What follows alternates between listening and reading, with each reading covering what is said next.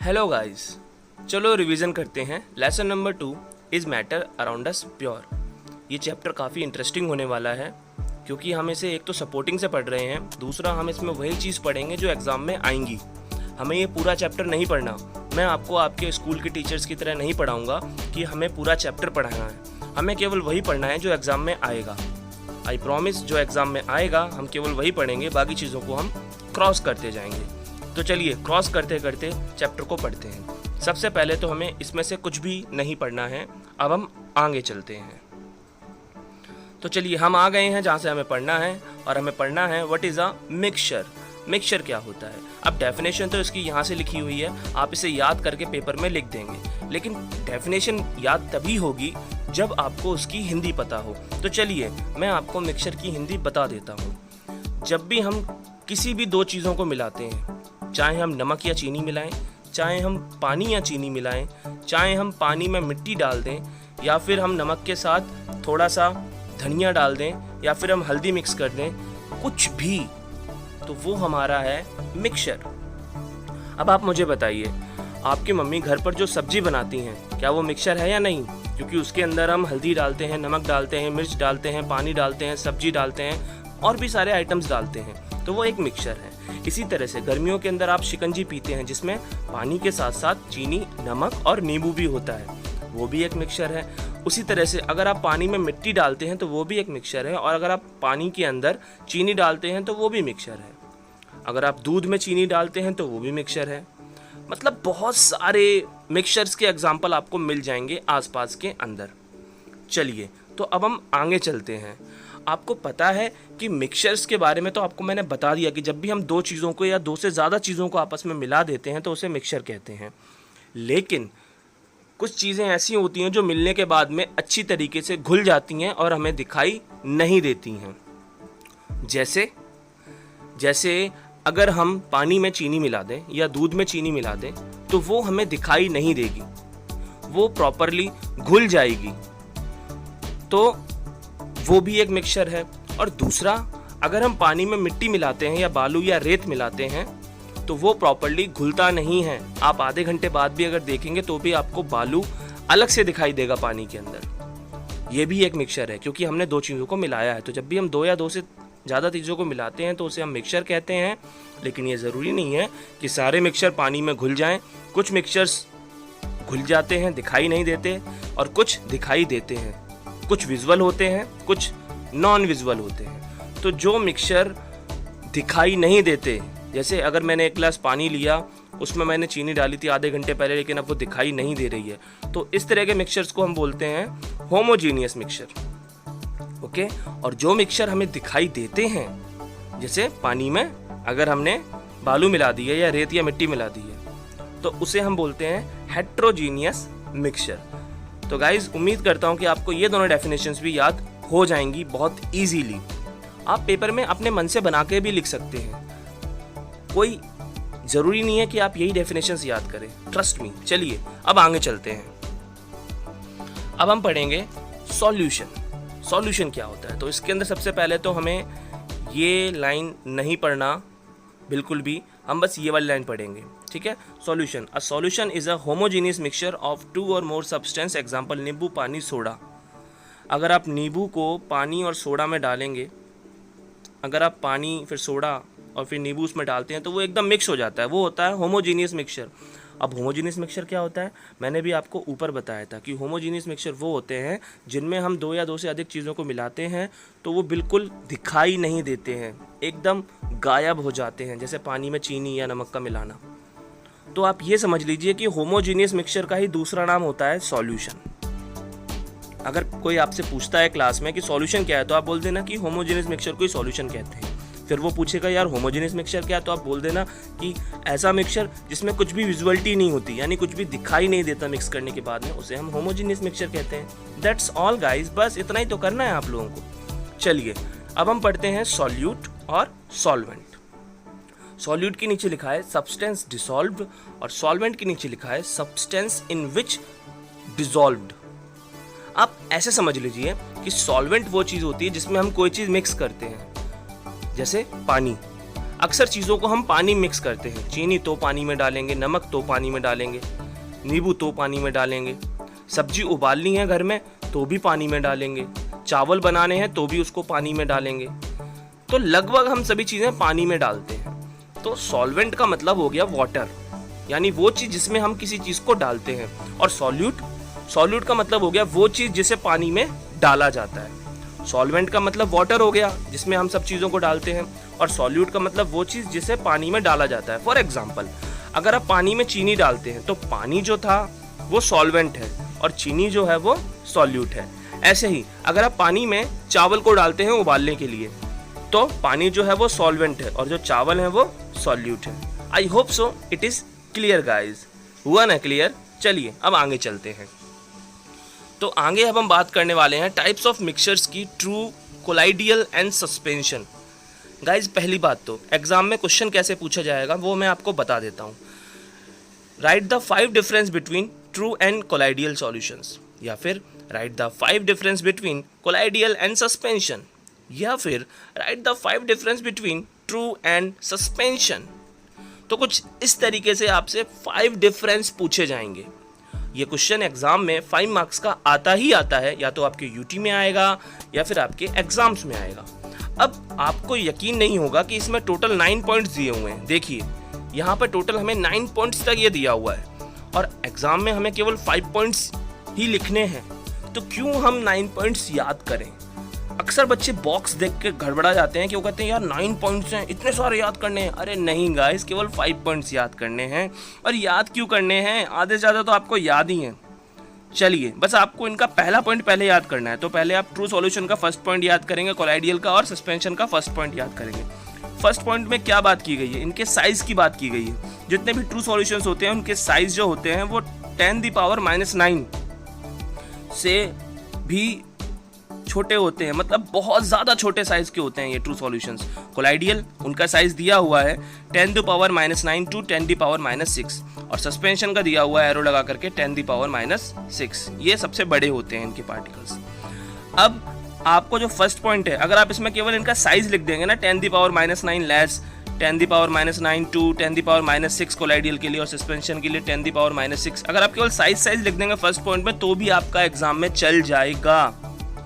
अब second point पढ़ते हैं दोनों का। ट्रू क्या कह रहा है, पहले उसका पॉइंट पढ़ते हैं। Second, solute particles can't be see with naked eyes. Naked eyes का मतलब बिना माइक्रोस्कोप के अगर हम किसी चीज़ को देखते हैं तो उसे नेक्ड आइज कहते हैं।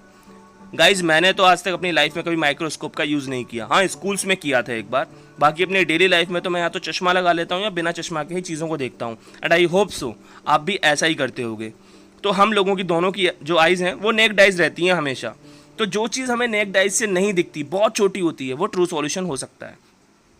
अब कोलाइडियल पढ़ते हैं। Solute particles cannot be see with naked eyes. Colloidal का भी यही है कि इसके पार्टिकल्स को भी हम आंखों से नहीं देख सकते। Suspension can be seen with naked eyes, यानी इसके पार्टिकल्स को हम आंखों से देख सकते हैं। जैसे पानी में बालू का मिला देना, तो पानी बालू मिला दोगे तो उसके पार्टिकल्स को हम आंखों से देख सकते हैं कि बालू तो भाई अलग दिख रही है हमें, है ना। तो सेकंड पॉइंट भी हमने याद कर लिया। अब third point, true solutions homogeneous mixture होते हैं। कोलाइडियल सॉल्यूशंस जो होते हैं वो लगते तो होमोजेनियस हैं, सीम्स होमोजेनियस, यानी लगते तो होमोजेनियस है बट एक्चुअली वो हेट्रोजेनियस मिक्सचर होते हैं।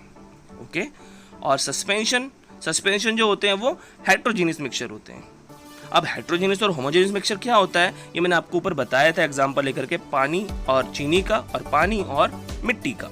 चलिए अब 3 पॉइंट्स तो हमने ये याद कर लिए, जो मुझे लगे इजी थे वो मैंने आपको याद करवा दिए 3 पॉइंट्स। टोटल इसमें 9 पॉइंट्स हैं। अब 2 पॉइंट्स हमें और याद रखने हैं, तो हम 2 पॉइंट्स कोई से भी याद कर लेते हैं जो पेपर के हिसाब से इंपॉर्टेंट है। पॉइंट नंबर 7 एक आप याद करेंगे कि जो ट्रू सॉल्यूशन होते हैं do not show Tyndall effect, वो टिंडल इफेक्ट शो नहीं करते। और colloidal solution show Tyndall effect and suspension solution may और may not show Tyndall effect, यानी ये दिखा भी सकते हैं टिंडल इफेक्ट और नहीं भी दिखा सकते हैं। और 9th पॉइंट याद करेंगे, एग्जाम्पल दिया हुआ है क्योंकि एग्जाम्पल तो बहुत ईजी होता है। Sugar in water, milk blood and sand mud in water. Guys एक चीज और आप लोगों के दिमाग में घूम रहा होगा कि ये टिंडल इफेक्ट होता क्या है आखिरकार। What is Tyndall effect? आप ऐसे समझिए, आप एक कांच की बोतल लीजिए, उस कांच की बोतल में आप दूध यानी मिल्क को भर दीजिए। उसके बाद आप टॉर्च मारिए, उस कांच की बोतल पे आप बाहर से टॉर्च मारिए। अगर वो टॉर्च की लाइट उस कांच की बोतल में जो मिल्क है उसको पार करते हुए दूसरे तरफ निकल जाती है तो वो टिंडल इफेक्ट शो करती है, हम ऐसा कहेंगे। और अगर वो कांच की बोतल जिसमें दूध भरा हुआ है, आप उसके बाहर से टॉर्च मार रहे हैं, अगर वो उस मिल्क को पार करते हुए उस तरफ नहीं निकल पाती है तो आप बोलेंगे कि ये टिंडल इफेक्ट शो नहीं कर रही है। That's all. क्यों, है ना इंटरेस्टिंग? इतना डिफिकल्ट ये चैप्टर नहीं है। 9 पॉइंट्स थे, कौन से 5 पढ़ने आपको मैंने बता दिया। आप ऐसे 5 नंबर लेकर के आएंगे एग्जाम में, आई प्रॉमिस। चलिए अब यार इस बॉक्स में से हमें कुछ नहीं पढ़ना। कॉमन एग्जांपल्स ऑफ कोलाइड्स हमें ये बिल्कुल नहीं पढ़ना, बिल्कुल नहीं पढ़ना, हमें ये बॉक्स बिल्कुल नहीं पढ़ना। चलिए आगे चलते हैं अब हम। हाँ, ये 2 फॉर्मूले हैं वो तो आपको याद करना पड़ेगा। कॉन्सेंट्रेशन ऑफ सॉल्यूशन, एक है मास बाय मास परसेंट, दूसरा है मास बाय वॉल्यूम परसेंट। ये 1 नंबर के पेपर में आते हैं, फॉर्मूला पूछते हैं कभी कभी, तो आप बता देना। लेकिन क्या आपको पता है कि अगर आपने कोई चीज़ मिक्स कर ली है तो उसे सेपरेट यानी अलग कैसे कर सकते हैं? मान लीजिए अगर मैं आपसे कहता हूँ कि आपने पानी में नमक डाला तो वो मिक्सचर है, अब मैं आपसे कह रहा हूँ कि आप इसे सेपरेट करिए, तो आप कैसे कर पाएंगे सेपरेट? या फिर अगर मान लीजिए मैंने नमक के अंदर हल्दी डाल दी, गरम मसाला डाल दिया, फिर पानी डाल दिया, और मैं बोल रहा हूँ इस ये जो मिक्सचर है इसे सेपरेट करिए, अलग करिए, तो कैसे करेंगे? तो अलग अलग मेथड से अलग अलग चीज़ें सेपरेट हो सकती हैं। एक चीज़ और भी समझते हैं, मान लीजिए हमने अगर पानी में तेल मिक्स कर दिया, पानी में अगर हमने तेल डाल दिया, फिर हम चाहें कि हम तेल को अलग करें, पानी को अलग करें, तो ये कैसे होगा? तो यही मेथड्स आज हम यहाँ पढ़ेंगे।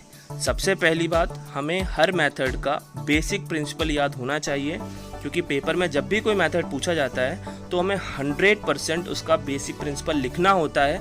अक्सर बच्चे कहते हैं सर हमने इवेपोरेशन के बारे में लिखा था, एग्जाम्पल भी दिया था, बट हमने बेसिक प्रिंसिपल नहीं लिखा, इस वजह से हमारे नंबर कट गए। आपको बेसिक प्रिंसिपल सबका याद करना है। जैसे इवेपोरेशन आप देख रहे हैं, उसके नीचे उसका बेसिक प्रिंसिपल लिखा हुआ है, out of the 2 components of mixture 1 can evaporate and other has high boiling point. 1 line 2 line का तो बेसिक प्रिंसिपल है, याद कर लेना।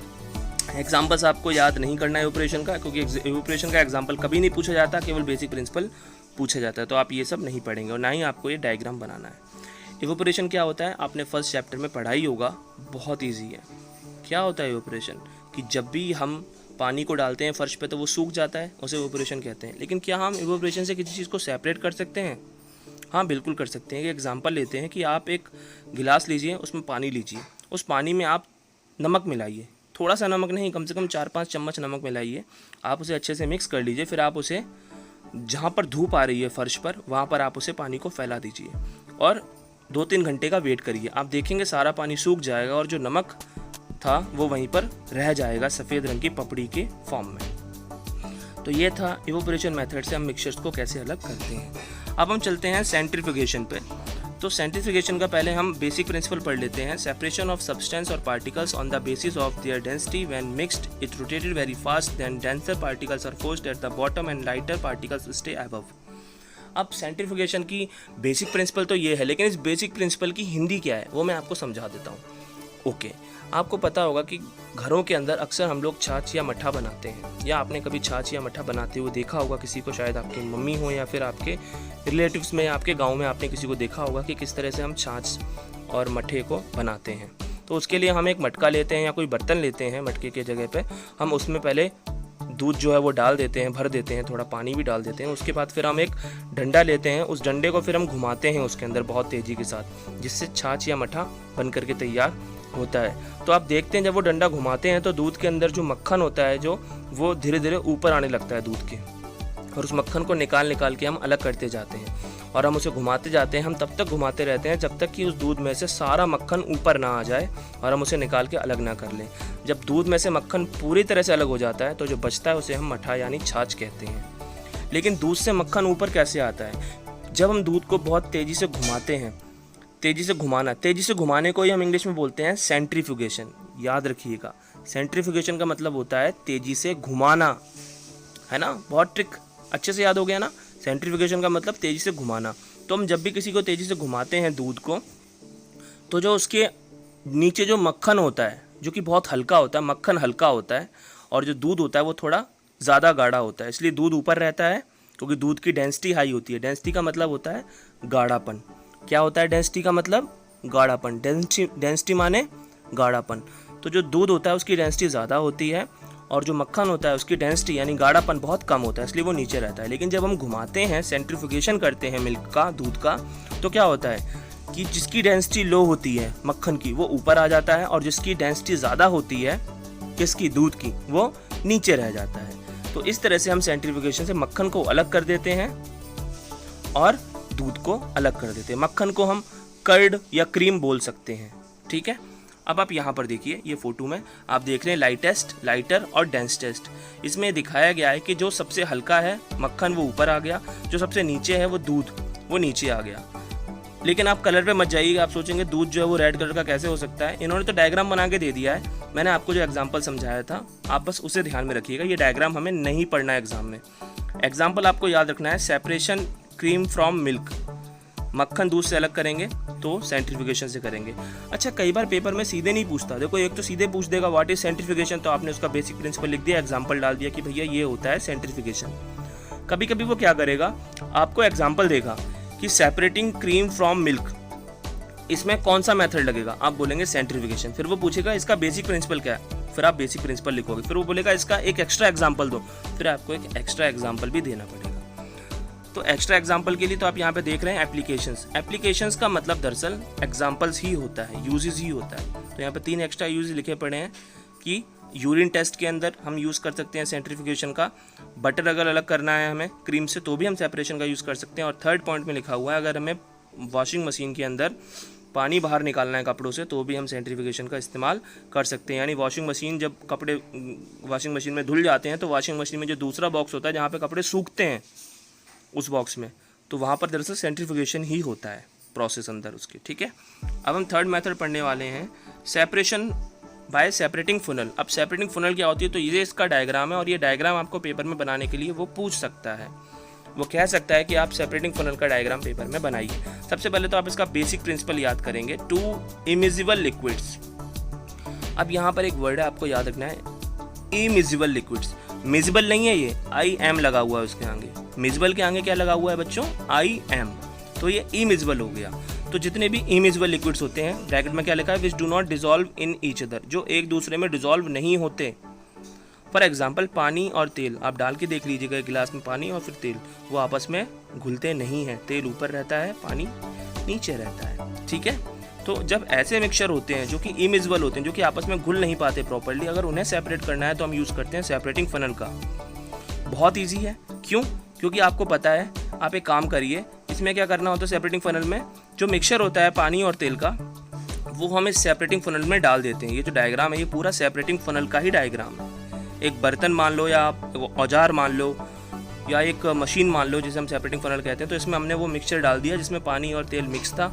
अब क्या होगा भाई, तो अब ये होगा, आपको पता ही है कि तेल ऊपर रहता है और पानी नीचे रहता है। तो आप यहाँ पे देख रहे हैं स्टॉप कॉक लिखा हुआ है। ये स्टॉप कॉक एक तरीके से एक छेद होता है, ठीक है। तो हम इस छेद को खोलते हैं तो जो पानी होता है, जैसे आप देख रहे हैं वाटर लिखा हुआ है, ये जो वाटर है ये इस छेद से नीचे निकलना शुरू हो जाएगा और हमें एक नीचे बर्तन रख देंगे, कोई भी कटोरी या भगोनी, जिसमें ये पानी निकल जाएगा। और जैसे ही पानी निकल रहा होगा, जैसे ही तेल निकलने वाला होगा, हम इसको बंद कर देंगे, वापस इस छेद को हम बंद कर देंगे, स्टॉप कॉक को हम बंद कर देंगे। तो पानी अलग हो चुका है और जो सेपरेटिंग फनल में तेल बच गया है वो हमारा तेल है, उसे हम फिर बाद में निकाल करके खोल के अलग कर लेते हैं। तो इस तरह से हम पानी और तेल को अलग कर सकते हैं, यानी कोई भी इमिजिबल लिक्विड्स हो तो उसे हम सेपरेटिंग फनल से अलग कर सकते हैं। और इसके कुछ एक्स्ट्रा यूजेस भी यहाँ पे लिखे हुए हैं, 2 यूजेस हैं यहाँ पर, इसके एप्लीकेशंस 2 हैं। एक तो है separation of oil from water, आपको मैंने बता दिया। दूसरा extraction of iron from its ओरे। अब पेपर में ऐसे पूछ सकता है कि ऑयल को वाटर से अलग करना है तो कौन सा मेथड यूज़ करेंगे, तो आप बोलेंगे सेपरेटिंग फनल। फिर वो बोलेगा भाई सेपरेटिंग फनल अगर यूज़ करेंगे तो उसका बेसिक प्रिंसिपल पता हो तो फिर आप याद कर लोगे जो आपने अभी ऊपर देखा था। अब अगला पॉइंट है हमारा सब्लिमेशन। अब देखो गाइस, सब्लिमेशन जो है ये आपने फर्स्ट चैप्टर में पढ़ा होगा कि कुछ चीज़ें ऐसी होती हैं जो कि सॉलिड से लिक्विड नहीं बनती हैं, सीधे सॉलिड से गैस में चेंज हो जाती हैं। जैसे नेफ्थलीन की जो गोलियाँ होती हैं, नेफ्थलीन की जो गोलियाँ होती हैं वो सीधे सॉलिड से गैस बन जाती हैं, वो लिक्विड में चेंज नहीं होती हैं, तो उसी को हम सब्लिमेशन बोलते हैं। तो उसका बेसिक प्रिंसिपल भी यही कहता है कि out of 2 components 1 will sublime, यानी directly convert to gas from solid, यानी वो सीधे गैस में बन जाता है सॉलिड से।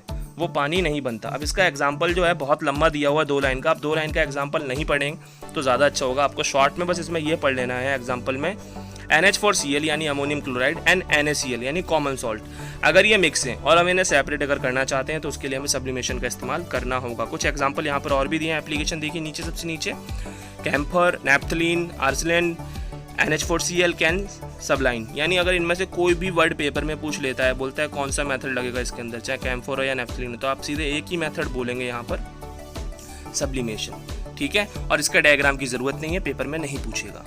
अगला हम पढ़ते हैं क्रोमेटोग्राफी। देखिए क्रोमेटोग्राफी मोस्टली क्या होता है, जब हम 4-5 तरीके के कलर आपस में मिक्स कर लेते हैं, 4-5 तरह के जब हम कलर मिक्स कर लेते हैं, या इंक मिक्स कर लेते हैं हम, इंक तो आपको पता होगा जो हम पेन में यूज़ करते हैं, इंक यानी स्याही, या हम जब 4-5 तरीके के कलर आपस में मिक्स कर लेते हैं, उनको सेपरेट अगर करना है तो हम क्रोमेटोग्राफी का इस्तेमाल करते हैं।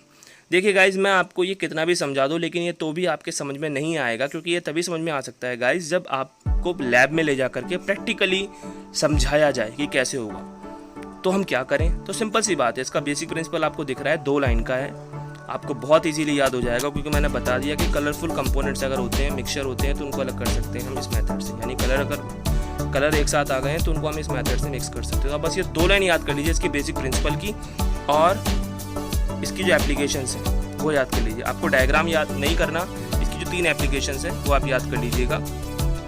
एक तो कलर ऑफ डाई, यानी कलर्स को अलग कर सकते हैं। दूसरा क्लोरोफिल से आप कलर अलग कर सकते हैं, ग्रीन कलर क्लोरोफिल से आप अलग कर सकते हैं। तीसरा ड्रग्स फ्रॉम ब्लड, जैसे कि कोई एथलीट है या WWE का मैच है, या फिर मान लीजिए क्रिकेटर्स हैं या WWE के प्लेयर्स हैं, ये लोग ड्रग्स लेते रहते हैं, तो अगर ड्रग्स को पता करना है कि ड्रग्स इन्होंने लिया है कि नहीं लिया है, तो फिर किस मेथड से पता करते हैं डॉक्टर, तो डॉक्टर पता करते हैं क्रोमेटोग्राफी से, ठीक है।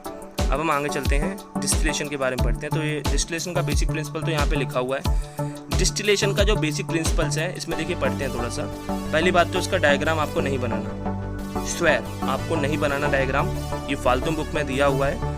मैडम बोलती है घर स्कूल में बनाओ, अरे यार क्या जरूरत है बनाने की, पेपर में तो मैडम आप उसे दोगे नहीं हमें, तो क्यों हम पढ़ें, बिल्ले ही पढ़ लें क्या। चलिए तो बेसिक प्रिंसिपल देखते हैं डिस्टिलेशन का। Based on separating mixture of miscible liquids, अब देखिए ये मिजिबल है, इसके आगे IM नहीं लगा हुआ, ये इमिजिबल नहीं है। अगर ये इमिजिबल होता, यानी ऑयल और पानी को मिक्स करते हैं जो कि मिक्स नहीं हो पाते आपस में अच्छे से, वो इमिजिबल होते हैं, तो उसके लिए आपने पढ़ा था सेपरेटिंग फनल का इस्तेमाल करते हैं। लेकिन जो मिजिबल लिक्विड्स हैं, एक तो मिजिबल लिक्विड्स हो यानी जो आपस में घुल जाएं, जैसे पानी और चीनी, बट शर्त यह है डिफरेंट बॉइलिंग पॉइंट, उनका जो बॉइलिंग पॉइंट है वो डिफरेंट होना चाहिए, दोनों का बॉइलिंग पॉइंट सेम नहीं होना चाहिए। तो 2 शर्तें हैं डिस्टिलेशन को लगाने के लिए, पहला तो वो मिजिबल लिक्विड्स हों यानी आपस में मिक्स हो जाया करें अच्छे से, दूसरा उनका बॉइलिंग पॉइंट अलग अलग हो, तब जा करके अगर ऐसी कोई मिक्सचर हैं उन्हें अगर सेपरेट करना है तो हम डिस्टिलेशन का वहाँ पर यूज़ कर सकते हैं। समझ रहे हैं आप मेरी बात को, तब जा करके हम उनका यूज़ कर सकते हैं डिस्टिलेशन का। तो आपने पढ़ लिया, डायग्राम आपको बनाना नहीं है, एग्जाम्पल में आपको यहाँ पे कुछ नहीं देखना, यहाँ पे कोई एग्जाम्पल आपको नहीं देखना है बिल्कुल भी, ठीक है। आगे चलते हैं, अब हम ये डायग्राम भी नहीं देखना। हाँ, अब एक यहाँ पर है fractional distillation of air, fractional distillation of air की हम बात करते हैं। ओके गाइज, आपको पता है आप लोगों से पेपर में एक चीज़ बहुत ज़्यादा पूछी जाती है कि एयर को, हवा को सेपरेट कैसे कर सकते हैं। अब आप बोलेंगे सर हवा यानी एयर को सेपरेट क्यों करेंगे। अरे भाई एयर जो है उसमें oxygen, nitrogen, carbon dioxide, carbon monoxide, पता नहीं कितने तरह की गैसें मिली होती हैं। अब साइंटिस्ट लोग हैं वो कोई ना कोई एक्सपेरिमेंट करते रहते हैं, जिसके लिए उन्हें ऑक्सीजन अलग चाहिए, नाइट्रोजन अलग चाहिए, तो उसके लिए वो क्या करते हैं, तो वो एयर में से इन्हें सेपरेट कर लेते हैं। कौन सा मेथड लगाते हैं वो, फ्रैक्शनल डिस्टिलाइजेशन। याद रखिए ये डिस्टिलाइजेशन का ही एक पार्ट है, फ्रैक्शनल डिस्टिलाइजेशन। अगर इसका कभी बेसिक प्रिंसिपल पूछा जाएगा कि फ्रैक्शनल डिस्टिलाइजेशन का बेसिक प्रिंसिपल बताइए, तो आप इसके लिए डिस्टिलाइजेशन का जो बेसिक प्रिंसिपल आपने अभी ऊपर पढ़ा था यहाँ पर, ये वाला, हाँ यही वाला, तो यही आप वहाँ पर लगा देंगे। डिस्टिलाइजेशन का जो बेसिक प्रिंसिपल है यही आप फ्रैक्शनल डिस्टिलाइजेशन के लिए भी यूज़ कर लेंगे गाइस, ठीक है।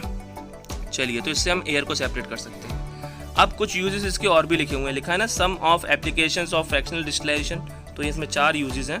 पेपर में अगर इन चारों में से कोई भी आपसे पूछ लेता है कि बताइए इसमें हम कौन से मेथड का यूज़ करते हैं, याद रखना ये जितनी भी एप्लीकेशंस है ना बच्चों, बेसिक प्रिंसिपल और एप्लीकेशन, आपको इन्हीं पे कंसंट्रेशन करना है। अगर वो एप्लीकेशन पूछेगा तो आपको मेथड का नाम लिखना है, फिर उसका बेसिक प्रिंसिपल लिखना है, और अगर वो सीधे मेथड का नाम दे देगा पेपर में तो फिर आप डायरेक्ट बेसिक प्रिंसिपल लिख दो। लेकिन अगर वो मेथड का नाम नहीं देता, वो एक एप्लीकेशन दे देता है उसकी, वो एक यूज़ दे देता है उसका, तो पहले आप मेथड का नाम लिखेंगे, फिर उसका बेसिक प्रिंसिपल लिखेंगे। क्रिस्टलाइजेशन, गाइज इसका बेसिक प्रिंसिपल आपको याद करने की ज़रूरत नहीं है। वैसे तो इसका बेसिक प्रिंसिपल यहाँ पर 2 लाइन का दे रखा है, आप चाहें तो अपनी खुशी के लिए इसे याद कर सकते हैं, बट पेपर में ये पूछा नहीं जाता है, इसलिए मैं आपसे इसका प्रिंसिपल याद करने के लिए नहीं कह रहा हूँ।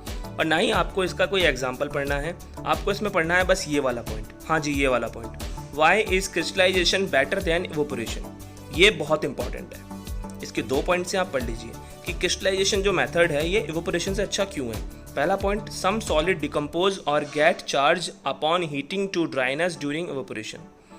इवोपोरेशन में क्या होता है, अगर हम पानी को और नमक है, हमें पानी को नमक दोनों को अलग अलग करना है, तो हम उन्हें फर्श पे डाल देंगे तो क्या होगा, पानी उड़ जाएगा, नमक रह जाएगा। फ़ायदा ये हुआ कि नमक अलग हो गया पानी से, नुकसान ये हुआ कि पानी जो था वो हमेशा के लिए हमसे दूर चला गया। ऐसा तो नहीं हुआ ना इवोपोरेशन में कि पानी अलग होकर के अलग बर्तन में रख लिया हमने और नमक अलग बर्तन में रख लिया। यार नमक ही अलग हुआ, क्योंकि जो पानी था वो तो पूरा उड़ गया, इवोपोरेट हो गया वो तो ये नुकसान होता है। तो पहला पॉइंट यही दिया हुआ है, और क्रिस्टलाइजेशन में ऐसा नहीं होता है, ये कहना चाह रहे हैं फर्स्ट पॉइंट के थ्रू। फर्स्ट पॉइंट में जो वर्ड लिखा हुआ है ना, आपको ये दिख रहा है ना, डिकम्पोज और गेट चार्ज, इसका मतलब यही होता है कि एक चीज़ उड़ जाती है इवोपोरेशन में, लेकिन क्रिस्टलाइजेशन में ऐसा नहीं होता। Second point, some impurities remain dissolved in solution after filtration. On evaporation, these impurities do not evaporate and remain with the mixture. Second point ये कहना चाह रहा है बच्चों की क्रिस्टलाइजेशन के अंदर जो इम्प्योरिटीज होती है, जो गंदगी होती है मिक्सचर में, वो साइड हो जाती है, लेकिन इवोपोरेशन में जो गंदगी होती है मिक्सचर की वो साइड नहीं होती है। याद रखिएगा, इवोपोरेशन में जो गंदगी होगी मिक्सचर की वो साइड नहीं होगी। फॉर एग्जाम्पल, आप नमक और मिट्टी को दोनों को आप पानी में डाल दीजिए, अब आप पानी को फर्श पे डाल दीजिए, इवोपोरेट होने के लिए छोड़ दीजिए, तो क्या होगा इवोपोरेशन में कि कुछ देर में पानी वहाँ से चला जाएगा और नमक और मिट्टी वहीं पर रह जाएगी। तो फ़ायदा ये हुआ कि नमक और मिट्टी वहीं पर रह गए, वो पानी से अलग हो गए, लेकिन नुकसान ये हुआ कि नमक और मिट्टी ये आपस में अलग नहीं हो पाए, यानी जो इम्प्योरिटी थी वो अभी भी नमक के साथ मिली हुई है मिट्टी की फॉर्म में। लेकिन क्रिस्टलाइजेशन में अगर ऐसा करते हैं तो क्या होता, क्रिस्टलाइजेशन में पानी तो अलग होता ही होता नमक से, प्लस में जो मिट्टी थी, जो इम्प्योरिटी थी, वो भी अलग हो जाती। सेकंड पॉइंट यही कहना चाह रहा है। इसकी एप्लीकेशन थोड़ा पढ़ लीजिए, आप यूजेस पढ़ लीजिए, 2 यूजेस हैं, क्रिस्टलाइजेशन के पेपर में पूछ सकता है 1 मार्क्स में। बेसिक प्रिंसिपल नहीं पूछता है इसका बच्चों, लेकिन हाँ इसका जो एप्लीकेशन है यानी जो यूजेस हैं वो पूछ सकता है। तो पहला तो दिखा हुआ है, आपको दिख रहे हो, purification of salt from sea water, यानी नमक को समुद्र से अलग करके साफ भी करना। दूसरा, सेपरेशन ऑफ क्रिस्टल्स, ALUM, एल्यूमम यानी फिटकरी। फिटकरी वाला एग्जाम्पल भाई मेरे बहुत बार पूछा जाता है, पेपर में आता है अक्सर कि फिटकरी कौन से मेथड से फिटकरी यानी ALUM, एलम को अलग कर सकते हैं भाई, क्रिस्टलाइजेशन से अलग कर सकते हैं। ठीक है भाई, चलिए अब ये सब हमें नहीं पढ़ना। अब फिजिकल चेंज और केमिकल चेंज भी मुझे पढ़ाने की ज़रूरत है क्या? हाँ नहीं ना, कम से कम इनमें 3-3 पॉइंट याद करिएगा। कितने? हाँ जी 3-3 पॉइंट बहुत हैं, इनफ है यार, 3-3 पॉइंट बहुत है इनमें। ठीक है, फिजिकल और केमिकल चेंज के लिए मैं शॉर्ट में बता देता हूँ आपको। केमिकल चेंज वो होते हैं जिन्हें हम रिवर्स नहीं कर सकते।